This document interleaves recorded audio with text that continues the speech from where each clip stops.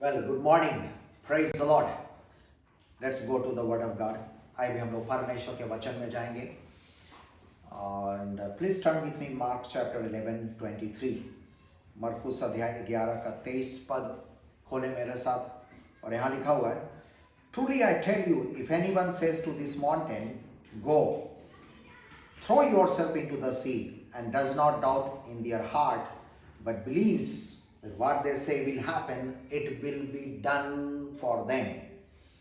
मैं तुमसे सच सच कहता हूं कि जो कोई इस पहाड़ से कहे कि तू खड़ जा और समुद्र में जा पड़ और अपने मन में संदेह ना करे वरन प्रतीति करे कि जो कहता हूं वह हो जाएगा, तो उसके लिए वही होगा. हालेलुया. और यहाँ पर एक फ्रेज को हम लोग पाते हैं, वह है कि it will be done. And so this morning my message is it will be done for you. कि आपके लिए वैसा ही हो जाएगा जैसा कि आप प्रार्थना करते हैं. सो इस वचन का पृष्ठभूमि यह है कि एक बार प्रभु यीशु मसीह बैतनिया नामक जगह से गुजर रहे थे और प्रभु यीशु मसीह को भूख लगी और उन्होंने दूर में एक अंजीर का पेड़ को देखा. और चूंकि पेड़ हरा था और वे उसके निकट गए कि क्या जाने कि उसमें कुछ फल मिल जाएगा. पर जब वे नज़दीक गए तो वहाँ पर पत्तों को कुछ छोड़ और कुछ नहीं पाया. और इस पर यीशु मसीह ने उस पेड़ से कहा, अब से तेरा कोई फल कभी नहीं खाने पाए. और उसके चेले सुन रहे थे. और अगले दिन जब यीशु मसीह और चेले उधर से गुजर रहे थे तो चेलों ने उस अंजीर के पेड़ को जड़ तक सूखा हुआ देखा. तब पतरस को वह बात स्मरण आई और उसने यीशु से कहा, हे रबी, हे गुरु, यह अंजीर का पेड़ जिसे तूने श्राप दिया था वह सूख गया है. यीशु ने उसको उत्तर दिया कि परमेश्वर पर विश्वास रखो और तुम इससे बड़े बड़े कामों को देखोगे. हालेलुया. एक और भी जगह प्रभु यीशु मसीह ने कहा कि तुम मुझसे बड़े बड़े कामों को करोगे. और जब हम लोग सोचते हैं, सुनते हैं कि बड़े बड़े कामों को करेंगे, तो सिर्फ हम लोग सोचते हैं कि शायद जैसा उन्होंने चंगाई किया उससे बड़े बड़े चंगाई या छुटकारे का काम करेंगे और जरूर कि वो हम करेंगे. लेकिन प्रभु यीशु मसीह ने क्या क्या कार्य किए. प्रभु यीशु मसीह बड़ी भोर को उठ करके घंटों प्रार्थना करते थे. प्रभु ने कहा तुम मुझसे बड़े बड़े कामों को करोगे. इसका मतलब है कि हम लोग उनसे भी अधिक ज़्यादा देर प्रार्थना करेंगे, बड़ी भोर को उठकर प्रार्थना करेंगे. प्रभु यीशु मसीह गांव गांव नगर नगर सुसमाचार प्रचार करते थे. सो हम लोग उनसे बड़े बड़े काम करेंगे कि हम लोग उससे ज़्यादा गांव गांव नगर नगर दूर दूर तक, दराजों तक यीशु मसीह के सुसमाचार को लेकर के जाएंगे. परमेश्वर की राज की कथा को सुनाएंगे, बीमारों को चंगा करेंगे, दुष्ट आत्माओं को निकालेंगे.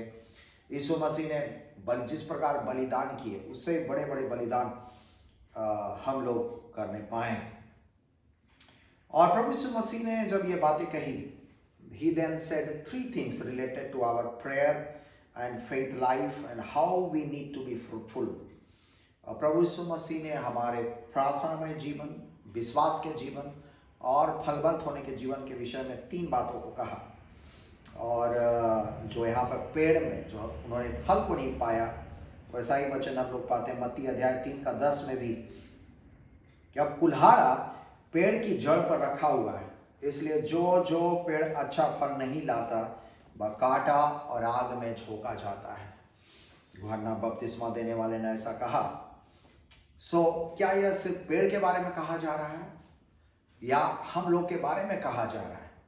हम लोग जो प्रभु यीशु मसीह से इतने सारे आशीषों को प्राप्त करते हैं, इतने सारे हमारे रिसोर्सेज दिए गए, सामर्थ्य दिए गए, हथियार दिए गए, और इन सबों के बावजूद भी यदि हम लोग फल लाने वाले नहीं होते हैं, फलवंत नहीं होते हैं, सो हम लोगों पर प्रभु का काम व्यर्थ हो जाता है. सो हमें जरूरत है कि फलवंत होने का. और प्रभु यीशु मसीह ने तीन बातों को बताया.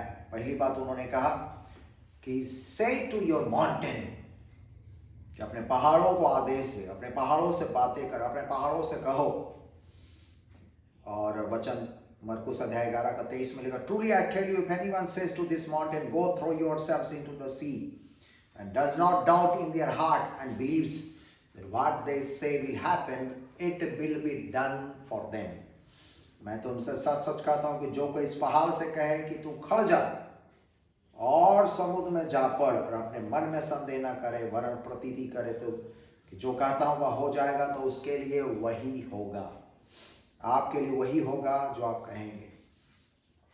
You know, sometimes we have mountain size obstacles on our ways. और कई बार पहाड़ के समान हमारे सामने एक परिस्थिति या विपरीत परिस्थिति या बाधाएं आ जाती है समस्या के रूप में. But the word of God says that it can be moved if we use the word of faith and command the mountains to move away. लेकिन परमेश्वर का वचन कहता है कि ये हट जाएगा आपके सामने से यदि हम और आप परमेश्वर के वचन को, विश्वास के वचन को इस्तेमाल करते हैं और पहाड़ को आदेश देते हैं कि तुम हट जाओ हमारे रास्ते से, और वह हट जाएगा. And actually we have a great power in our words, and especially when we give voice to the word of God, it becomes very powerful to create or even to destroy. वास्तविकता यह है कि हमारे वचन में काफी सामर्थ्य है, और जब हम लोग परमेश्वर के वचन को अपने मुख पे रखते हैं और उसे वाणी आवाज देते हैं, बोली प्रदान करते हैं, तो यह बहुत ही सामर्थी हो जाता है. ये कुछ नया चीज रच सकता है और साथ साथ कुछ चीजों का नाश भी कर सकता है. व्यवस्था विवरण 30:14 में लिखा हुआ है, परंतु यह वचन तेरे बहुत निकट है, वरन तेरे मुंह में है और तेरे मन ही में है, ताकि तू इस पर चले. But the word of God is very near to you. It is in your mouth and in your heart that you may do it. और एक बार की बात है, once one centurion came to Jesus Christ and his servant was seriously sick, and the centurion requested him, Lord, you do not have to come to my house, but Lord, just speak a word and my servant will be healed. So एक बार की बात है कि एक सूबेदार का एक सेवक था और वह काफ़ी गंभीरता रूप से बीमार था. हो सकता है उसको कोल्ड का फीवर हो, जैसा कि आज इन दिनों में हो रहा है. और वह प्रभु यीशु मसीह के पास आते हैं और अनुरोध करते हैं, हे प्रभु, हमारे सेवक को आप चंगा कर दें, और इसके लिए आपको हमारे घर आने का कष्ट करने का जरूरत नहीं है इतना दूर, लेकिन आप यहीं पर से सिर्फ वचन बोल दें, चंगाई के वचन बोल दें, और मेरा सेवक चंगा हो जाएगा. और यीशु ने सूबेदार से कहा कि जैसा तेरा विश्वास है वैसा ही तेरे लिए हो, और उसका सेवक उसी घड़ी चंगा हो गया. And Jesus said to the centurion, go your way, and as you have believed, so let it be done for you. And his servant was healed that same hour. और जब वो सूबेदार अपने घर को गया, पाया कि उसका सेवक चंगा हो गया, और वो पूछा कब चंगा हुआ, तो बोला कि आज से कुछ घंटा पहले. तो उसको घंटा पता था कि कितना देर पहले यीशु मसीह ने उन्होंने वचन बोला, और उसी घड़ी, ठीक उसी घड़ी उसका सेवक चंगा हो गया. हम लोग नीति वचन 18:20-21 में भी हम लोग पाते हैं, वहाँ पर भी मुख्य वचन के सामर्थ्य के बारे में लिखा हुआ है. मनुष्य का पेट मुंह की बातों के फल से भरता है, और बोलने से जो कुछ प्राप्त होता है उससे वह तृप्त होता है. जीव के वश में मृत्यु और जीवन दोनों होते हैं, और जो उसे काम में लाना जानता है वह उसका फल भोगेगा. सो यहाँ पर हम लोग देखते थे जीव के वश में मृत्यु और जीवन दोनों है. सो आपके वचन, आपके मुंह में एक सामर्थ्य दिया गया है कि हम लोग क्रिएटिव वर्ड्स को बोलने पाए, हम लोग रचनात्मक बातों को बोलने पाए, हमारे मुख से परमेश्वर का वचन निकलने पाए, और जो हमारे लाभ के लिए हो और समाज के लाभ के लिए होने पाए. एक बार की बात है कि बहुत साल पहले एक क्रिश्चियन किसान था, और उसके पास बहुत बड़ी जमीन थी, और जमीन उपजाऊ थी, लेकिन वहाँ पर बहुत बड़े बड़े मैसिव रॉक्स, जैसे बड़े बड़े पत्थर एक पहाड़ जैसा रूप लिए हुए था अलग अलग जगहों में, जैसा कि झारखंड में होता है. So this made farming difficult, और उसके कारण से वहाँ पर खेती करने में उसको बहुत ही मुश्किलात पैदा हो रहे थे और उनके पास उतने साधन नहीं थे, उनके पैसे नहीं थे कि वो इतने बड़े पहाड़ जैसा चट्टानों को हटवाने पाए। और वह किसान एक बार इसी पैसेज को मरकुस अध्याय 11 को पढ़ रहे थे कि तुम पहाड़ों को आदेश दो, कहो और वह पहाड़ भी हट जाएगा। और वह बहुत उत्साहित हुआ इसको पढ़ करके। अब वह प्रार्थना करने लगा, उन पहाड़ और चट्टानों की ओर आदेश देने लगा, ए पहाड़ चट्टान यहाँ से मेरे खेत से हट जाओ। उसने प्रार्थना किया, देखा कि आँख खोला, देखा कि पहाड़ तो चट्टान तो वहीं पर है, लेकिन वो लगातार प्रार्थना करता रहा। और 2-3 सप्ताह बीते। तो उसके बाद घर पर था, अपने झोपड़ी जैसा घर में, और वहाँ पर कुछ सरकारी अधिकारी आए, उसके घर के दरवाज़ा को खटखटाए।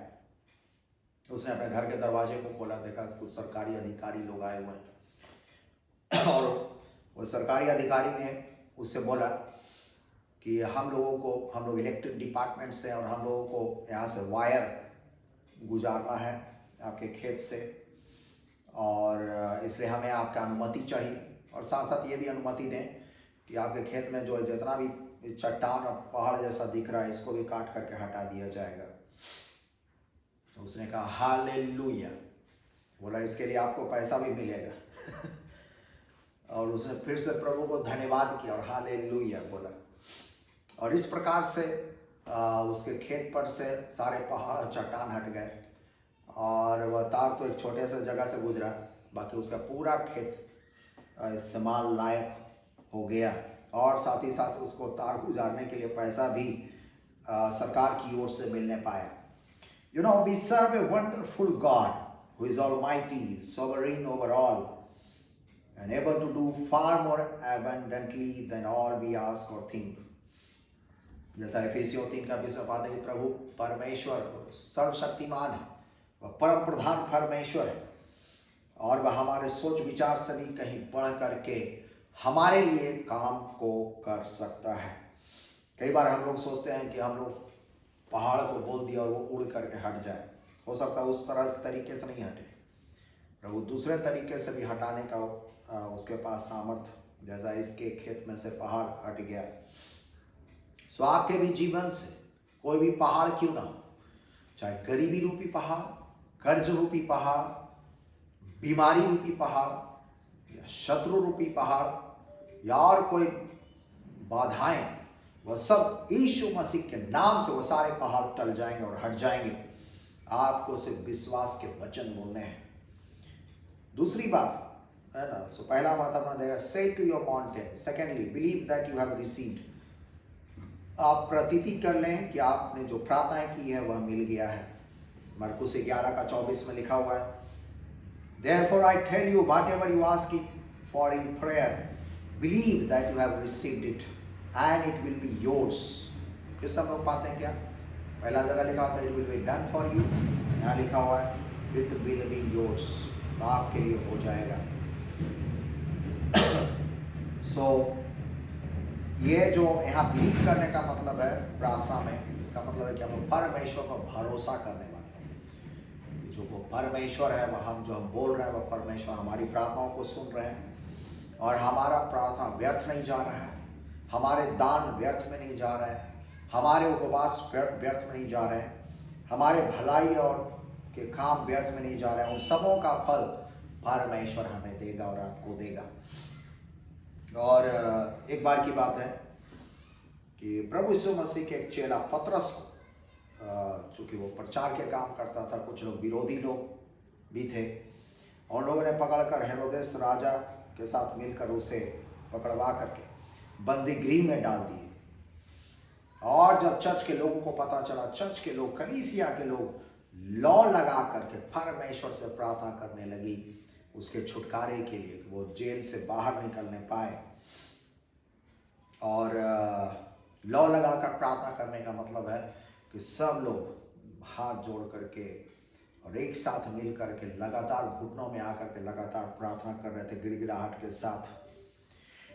और अगले दिन उस हेरोदेस के दरबार में ले जाना था, और हेरोदेस प्राय मरवा डालता था। और उसी रात को कलीसिया प्रार्थना कर रही थी, और जबकि पतरस को बंदी गृह में डाला हुआ था, उसके दोनों तरफ सिपाही रखे हुए थे और चारों तरफ पहरा पड़ रहा था, उसका वहाँ से निकलना मुश्किल था, लेकिन कलीसिया लौ लगाकर प्रार्थना कर रही थी उसके छुटकारे के लिए, उसके बंधन से आज़ाद होने के लिए।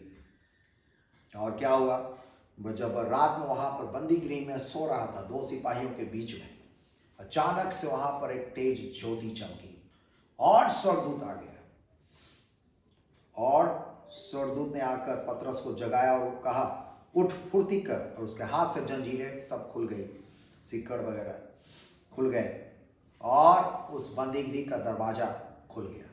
सिपाही बेसुध बेहोश पड़ गए, किसी ने भी नहीं देखा, और वे लोग बंदी गृह से निकलकर मेन कैंपस से होते मेन गेट की ओर, मुख्य फाटक की ओर आगे बढ़े।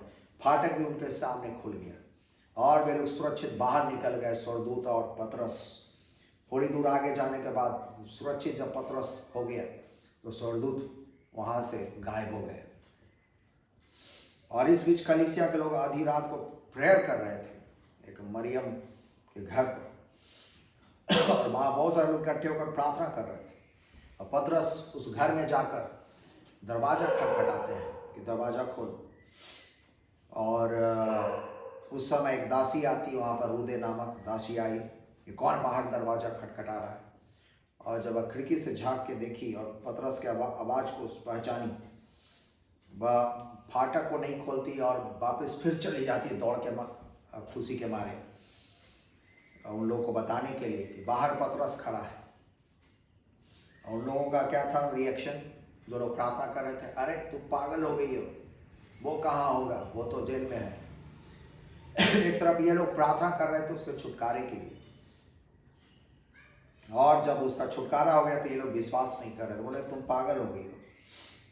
लेकिन वो दृढ़ता से बोली कि नहीं, वो पतरस ही है। तब वे लोग दौड़ के गए गेट के पास, और उन्होंने खिड़की खोल के देखा, बोला सामने पतरस खड़ा है, और वे देखकर चकित हो गए। हालेलुया। सो हमारे जीवन में कई बार ऐसे काम होंगे, यानी कि हम लोग प्रार्थना कर रहे हैं और परमेश्वर हमारे लिए आश्चर्य के काम करेगा। और कई बार विश्वास नहीं होगा, लेकिन हमें विश्वास करना होगा कि हमारे प्रेयर व्यर्थ नहीं जा रहे हैं, जो हम लोग लौ लगाकर प्रार्थना कर रहे हैं। And I believe that you have received it. प्रतीति कर लो कि बात तुम्हारे लिए हो जाएगा। और तीसरी बात जो हमारे प्रार्थना से जुड़ी बहुत अहम बात है कि वह है forgive and be forgiven.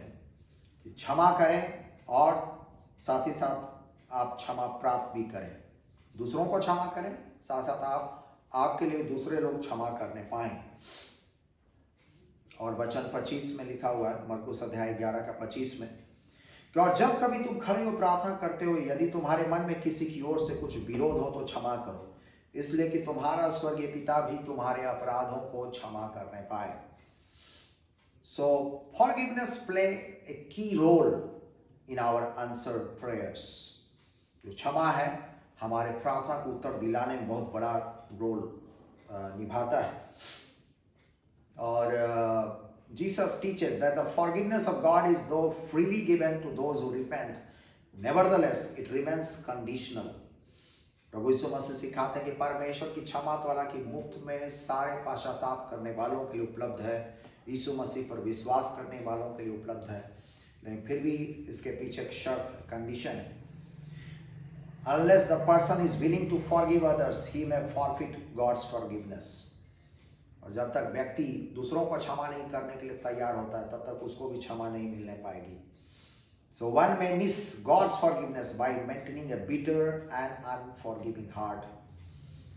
So कोई एक जन परमेश्वर की क्षमा से चूक सकता है अपने जीवन में कड़वाहट रखते हुए और क्षमा न करने की भावनाओं को रखते हुए। और इसलिए बार बार क्षमा के बारे में प्रभु यीशु मसीह ने सिखाया।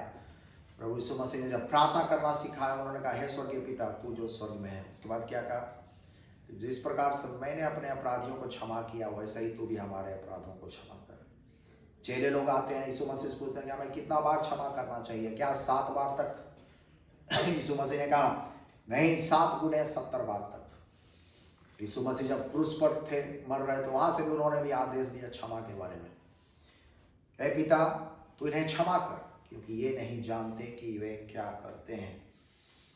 और इसी प्रकार से आज हमें और आपको ज़रूरत है कि हम लोग क्षमा करने वाले हों। जो लोग हमारे खिलाफ कार्य करते हैं उनको क्षमा करें, और साथ ही साथ हम लोग ये भी करें कि हम लोग के जीवन से ऐसा काम दूसरों के प्रति ना हो, है ना, कि दूसरों का हाय या श्राप हम लोग कमाए, है ना। इससे भी हम लोग बचने वाले हों कि दूसरों लोगों से भी हम लोग क्षमा प्राप्त करने पाए यदि हमारे जीवन से कोई गलती हुई है किसी के खिलाफ, ताकि दूसरों का हाय या श्राप हमारे जीवन में नहीं लगने पाए। वी आर टॉकिंग अबाउट कर्स। जिस प्रकार से यीशु मसीह ने कर्स किया पेड़ को जो फल नहीं ला रहा था और वह सूख गया, इसी प्रकार से दूसरों के भी हाय और श्राप, क्योंकि उनके मुंह में भी सामर्थ्य, वो यदि हाय करेंगे, श्राप देंगे, तो हमारे जीवन में हानि हो सकती है, पहाड़ जैसा बन सकता है। सो हमें जरूरत है कि दूसरों को क्षमा करने वाले और साथ साथ दूसरों के साथ भी हम लोग मेल मिलाप कर लें और क्षमा में चलने पाए, ताकि हमारे प्रार्थना में कोई भी बाधा ना हो।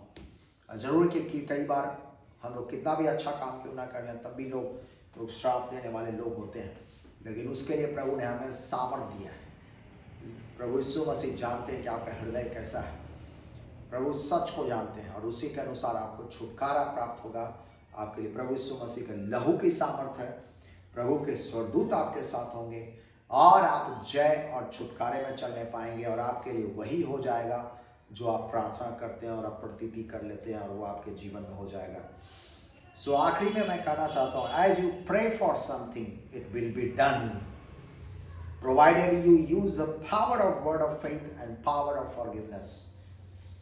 सो आखिरी में कहना, जबकि आप प्रार्थना करते हैं कुछ प्राप्त करने के लिए, तो वह आपके लिए हो जाएगा, बशर्ते कि आप विश्वास के वचन को इस्तेमाल करते हैं और साथ ही साथ वो क्षमा की सामर्थ को इस्तेमाल करते हैं, और आपके सामने से सारे पहाड़ दूर हो जाएंगे, सारे पहाड़ टल जाएंगे, और पहाड़ों का आदेश देंगे यीशु मसीह के नाम से, सारे पहाड़ टल जाएंगे और दूर हो जाएंगे, और आप जय में अपने जीवन में आगे बढ़ने पाएंगे। सो जबकि हम लोग वर्ष के प्रारंभ में हैं, मैं आपसे कहना चाहता हूँ कि प्रार्थना के एक हैबिट को अपने जीवन में डेवलप करें, बड़ी भोर को प्रार्थना करें, सांझ को प्रार्थना करने वाले आप बनने पाएं, और जो आप प्रार्थना की कर रहे हैं आप प्रतीति कर लें, और आपके लिए वह हो जाएगा। आज आपके सामने जो भी क्यों ना बाधाएं दिख रही हो, पहाड़, चाहे महामारी का पहाड़ हो, गरीबी का पहाड़ हो, कर्ज का पहाड़ हो, बहुत सारे दिक्कतों का पहाड़ हो, वो सारे पहाड़ यीशु मसीह के नाम से हट जाएंगे, और आपके लिए मार्ग प्रशस्त होगा, आप जय में आगे चलने पाएंगे इस वर्ष में। सो परमेश्वर आप सबों को आशीष दे। May God bless you and let me pray for you. हमारे महान स्वर्गीय पिता परमेश्वर, यहाँ पर उपस्थित सारे भाई बहनों, सारे बच्चों के लिए हम प्रार्थना विनती करते हैं प्रभु जी, और जैसा हम लोगों ने आज सीखा that it will be done, ऐसा ही जबकि ये विश्वास के साथ प्रार्थना करते हैं, इनके सामने से सारे पहाड़ हट जाने पाए, इनके जीवन में चंगाई और छुटकारे और आशीष उतरने पाए, और प्रभु जी इनके लिए वो हो जाने पाए जिसके लिए वो प्रार्थना कर रहे हैं, वैसा ही हो जाने पाए जो वो प्रार्थना कर रहे हैं। इनके सारे प्रार्थनाओं पर आशीष करें, इनके परिवार के ऊपर आशीष करें, इन्हें ज्ञान और बुद्धि और समझ की आत्मा से अभिषेक करें, और इन्हें आप जय में चलाएं, आशीष करें। धन्यवाद से प्रार्थना यीशु मसीह के नाम से मांगते हैं, सुने और कबूल करें। आमीन, आमीन। So may God bless you, God bless you. Thank you.